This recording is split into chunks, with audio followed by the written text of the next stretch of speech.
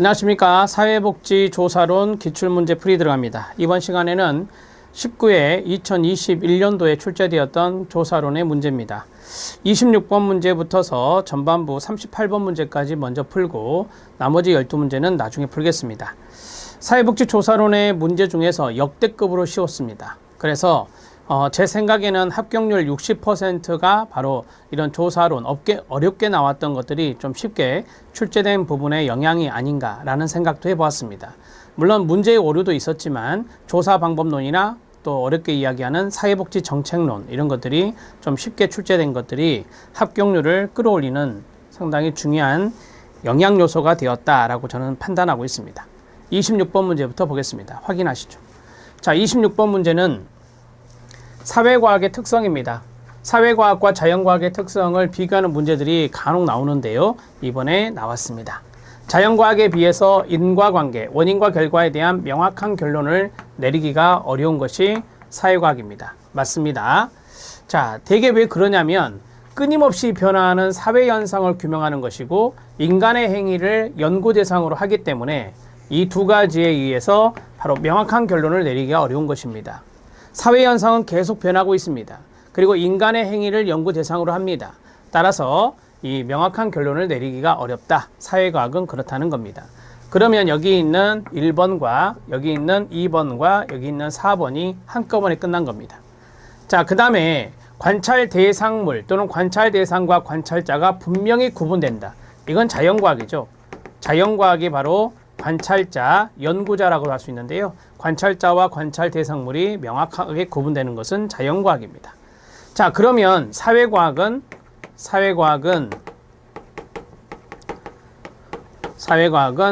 관찰 대상과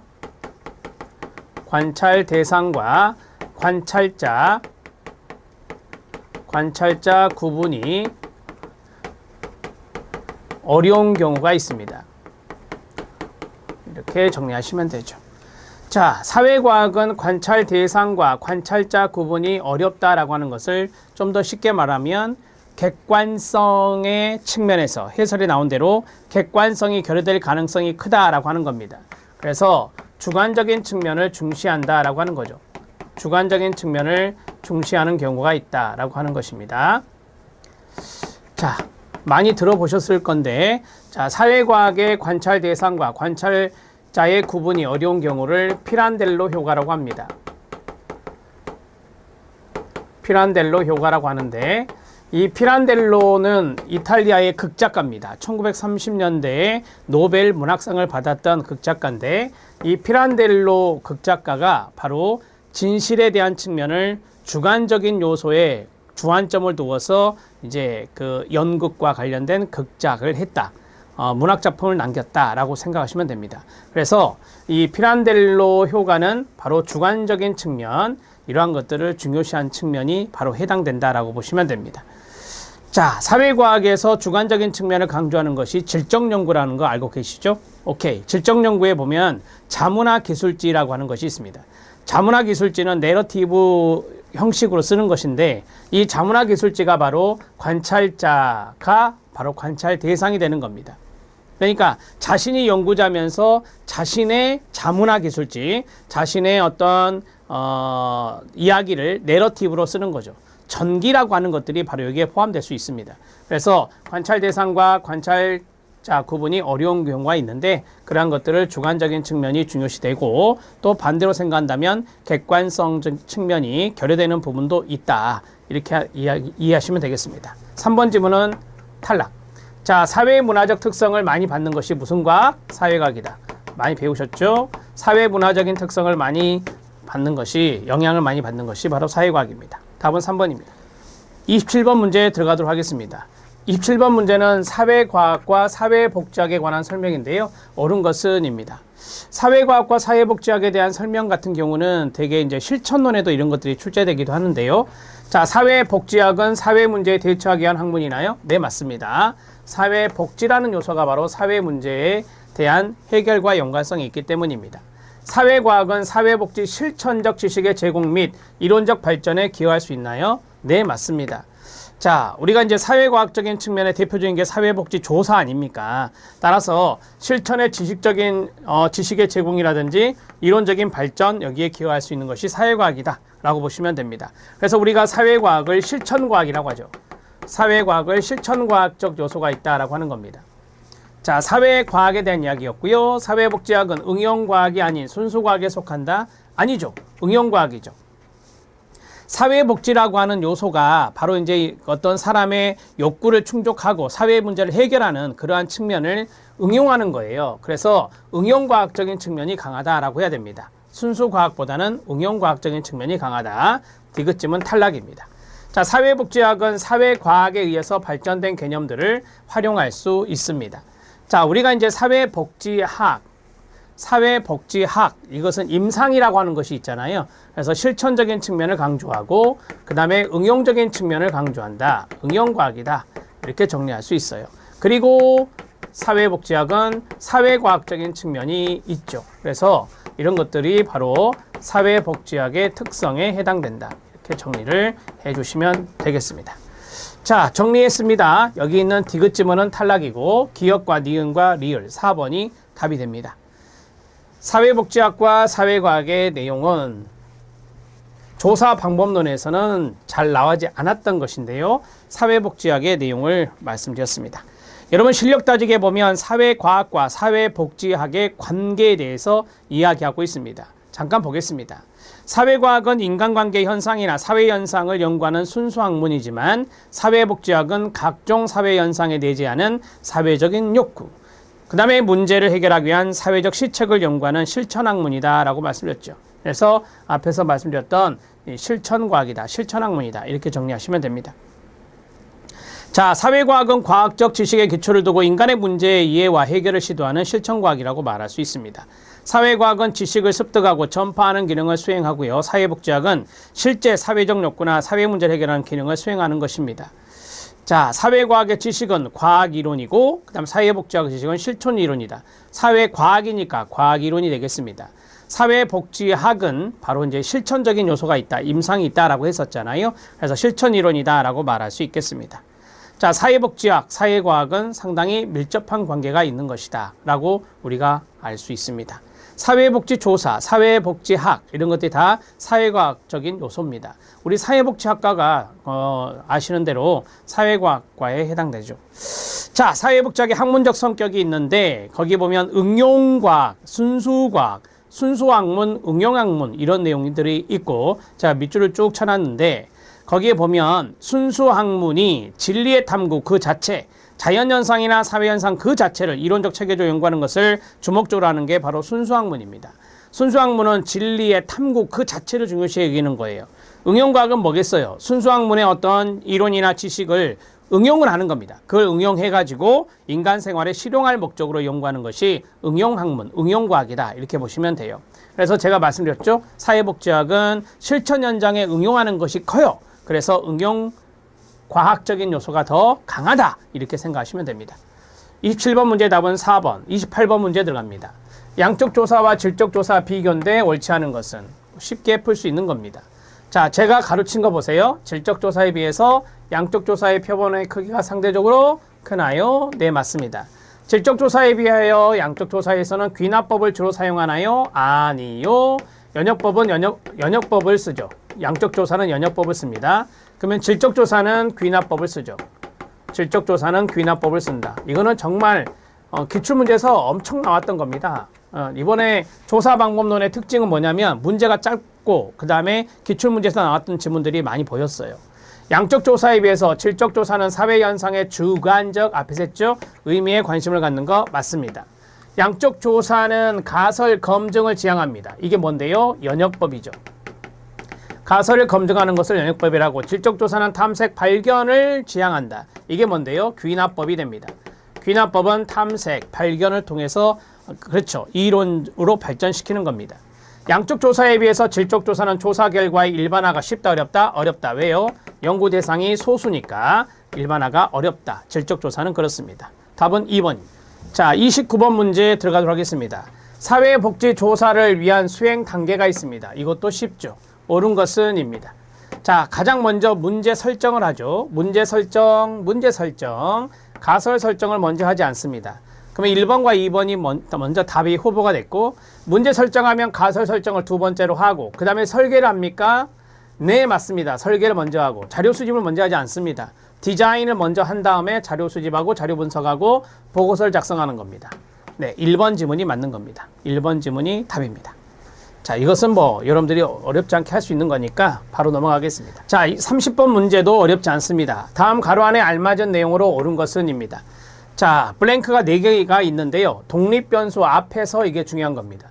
독립변수에 영향을 준대요. 자, 앞에서 독립변수 앞에서 영향을 주는 걸 뭐라 하죠? 네, 앞에 왔다 그래서 선행변수라고 합니다. 선행변수라 하고, 자, 그 다음에 두 번째, 독립변수의 결과인 동시에 종속변수의 원인이 되는 거 많이 배우셨죠? 매개변수라고 합니다. 자, 매개변수. 자, 독, 종, 여기는 매. 자, 이렇게 화살표, 이렇게 화살표, 이렇게 화살표 들어가죠. 독립변수의 결과입니다. 종속변수의 뭐죠? 원인이죠. 이렇게 정리하시면 되겠네요. 자, 그 다음에 다른 변수에 의존하지만 다른 변수에 영향을 미칠 수 없는 변수다라고 했습니다. 자, 다른 변수에 의존을 한대요. 의존하고 다른 변수에 영향을 미칠 수가 없어요. 이거 종속변수라 하죠. 종속변수는 결과의 결과. 종속변수는 결과이기 때문에 다른 변수에 영향을 미칠 수 없는 것이다 라고 보시면 돼요. 다른 변수에 의존하면서 독립변수와 종속변수 모두에 영향을 미치는 제3의 변수를 뭐라 하죠? 양다리 외생변수가 있고 양쪽에 영향을 준다. 독립변수와 종속변수 양쪽에 영향을 준다라고 했습니다. 자, 독립변수와 종속변수 모두에 영향을 미치는 제3의 변수를 외생변수라고 합니다. 그러면 첫 번째 선행변수, 두 번째 매개변수, 세 번째가 종속변수, 마지막이 외생변수였습니다. 답은 5번에 있네요. 됐죠? 어렵지 않다고 말씀드렸습니다. 자, 더미 변수가 있습니다. 이걸 가변수라고도 하죠. 가변수. 더미 변수는 0과 1로 표시하는 겁니다. 0과 1로 표시하는 건데 되게 이제 명목 변수를 회귀 분석에서 쓸 수가 없어요. 그래서 명목 변수를 더미 변수로 전환합니다. 더미 변수화합니다. 더미 변수화를 해서 회귀 분석에 투입하는 겁니다. 원인과 결과를 알아보는 회귀 분석, 인과관계를 알아보는 회귀 분석을 실시하는 것이다 라고 보시면 됩니다. 자, 그러면 명목 변수는 범주형 변수잖아요. 그래서 우리가 대표적으로 계절이 있습니다. 계절. 봄, 여름, 가을, 겨울 계절이 있어요. 그래서 이 더미 변수의 수는요. 더미 변수의 수는 범주의 수 마이너스 1입니다. 이렇게 정리하시면 돼요. 범주의 수 마이너스 1. 자, 예를 들어보면 계절이 봄, 여름, 가을, 겨울이잖아요. 그럼 범주가 몇 개예요? 4개죠. 그럼 더미 변수는 계절을 더미 변수로 한다면 4-1에서 3이 되는 겁니다. 이렇게 하는 거예요. 자, 그러면 어떻게 나오느냐? 봄 더미, 여름 더미, 가을 더미, 그 다음에 겨울 이렇게 돼요. 겨울은 없겠죠. 겨울은 없는데 더미 변수가 세 가지라 했으니까 이렇게 자, 겨울을 써볼까요? 자, 봄, 여름 이렇게 하면은 헷갈릴 수 있으니까 봄, 여름, 가을, 겨울. 자, 이렇게 있어요. 자, 제가 그랬죠. 0과 1로 표기한다 라고 했어요. 0과 1로 표기하는데 여기에 봄 더미, 자, 1을 표기했어요. 0, 0, 0 이렇게 되는 거예요. 그 다음에 여름 더미 1, 0, 0 이렇게 되는 거예요. 가을 더미 0, 0, 1, 0 이렇게 되는 거예요. 자, 0과 1로 표기되는 거죠. 0과 1로 표기되는 거. 그래서 더미 변수가 지금 3개가 나온 거예요. 이게 봄 더미, 여름 더미, 가을 더미가 되는 거예요. 그래서 더미 1, 더미 2, 더미 3 이렇게 해서 구분하시면 됩니다. 그래서 더미 변수의 수는 3가지다. 이렇게 말씀드렸죠. 성별은요. 남녀죠. 그러면 2-1 하나가 나오는 거죠. 그래서 0, 1 이렇게 되는 거예요. 자, 1, 0 해도 되고요. 자, 넘어가겠습니다. 답은 5번이고 31번 문제. 가로 안에 알맞은 조사 유형의 모두 나열한 것은입니다. 이거 배우셨죠? 일정한 시간 간격을 두고 연구 대상을 표본 추출하여 반복적으로 조사하는 것을 종단조사라 합니까? 네, 종단조사라 합니다. 종단조사, 일정한 시간 간격을 두고 반복적으로 조사하는 거니까 종단조사고요. 종단조사의 3가지, 암기법, 종단위, 친구는, 동년배, 경향신문, 패널이다. 경향조사와 패널조사가 들어가면 되겠네요. 경향조사와 패널조사, 답은 1번입니다. 32번 문제, 다음 가로 안에 알맞은 내용으로 옳은 것은 이다. 이것도 어렵지 않습니다. 자, 내적 타당도는 인과성을 보는 겁니다. 가장 기본적인 거. 외적 타당도는 일반화와 연관성이 있는 겁니다. 가장 기본적인 거. 내적 타당도를 높이기 위해서는 블랭크 이외의 다른 변수가 니은에 개입할 조건을 통제해야 된다라고 했습니다. 자, 그러면 앞에 원인 변수 아니면 결과 변수가 들어가죠. 제가 인과성이라 했으니까 원인 아니면 결과가 들어가겠죠. 원인이 결과에 영향을 미치는 것을 인과성이라 하는 거니까요. 그러면 기억 이외의 다른 변수가, 그러면 기억이 뭐겠어요? 독립변수가 되겠죠. 독립변수 이외의 다른 변수가 어디에 개입할 조건? 그렇습니다. 결과변수, 종속변수가 되는 거예요. 종속변수에 개입할 조건을 통제해야 된다. 그러니까 이렇게 영향을 보려고 하는데 어떤 다른 녀석이 딱 들어오면 안 된다는 거죠. 근데 이 독립변수를 우리가 원인이라 하잖아요. 그래서 원인변수가 되고 종속변수를 결과라 하잖아요. 그래서 결과변수가 되는 거예요. 그래서 앞에 기억은 원인변수, 결과변수, 원인변수, 결과변수, 원인변수, 결과변수. 이 두 가지는 탈락. 이렇게 되는 거고, 그 다음에 내적 타당도, 외적 타당도는 일반화잖아요. 연구 대상을 선정하거나, 자, 디귿에 뭐가 들어갈까요? 자, 이게 보시면 확률 표집이 있고 무작위 할당이 있잖아요. 우리가 이제 그 일반화가 잘 되는 것은 확률 표집 방법이잖아요. 다수 생각하면 돼요. 그래서 확률 표집 방법으로 하는 겁니다. 자, 그 다음에 표본의 크기를 크게 해야 돼요? 적게 해야 돼요? 크게 해야 되죠. 확률 표집 방법으로 크게 해야죠. 그래야 일반화가 되는 거니까 답은 1번이 되는 거예요. 이해되셨죠? 하나하나 우리가 기본적인 개념에 충실하면 이런 문제는 풀 수 있다. 답은 1번입니다. 자, 33번 문제 들어갑니다. 측정에 관한 설명으로 옳지 않은 것은 이다 라고 했습니다. 일반적 규칙에 따라서 측정 대상에 값을 부여하는 과정을 뭐라 한다? 네, measurement, 측정이라고 합니다. 우리가 설문지 응답하잖아요. 그게 측정이에요. 일정한 규칙에 따라서 특정 대상에 값을 집어넣잖아요. 이게 측정이라는 거고, 이론적 모델이 있고요. 이론적 모델이나 사건이나 현상을 연결하는 방법이다 라고 했어요. 그러니까 어떤 이론적인 부분하고 현상을 연결하는 것을 우리가 측정이다 이렇게 말합니다. 어떤 가교 역할을 한다라고 해요. 그래서 뭐 추상적인 부분을 경험적인 부분으로 옮기는 데 있어서 이러한 가교 역할을 하는 것이 바로 측정이다라고 하는 거죠. 어떤 추상적인 개념이 있어요. 그것을 측정을 통해서 경험적으로 알아볼 수 있는 거잖아요. 저기 이론적인 것이 있죠. 이게 이론적인 거예요. 이게 뭐겠어요? 현상이 되는 거예요.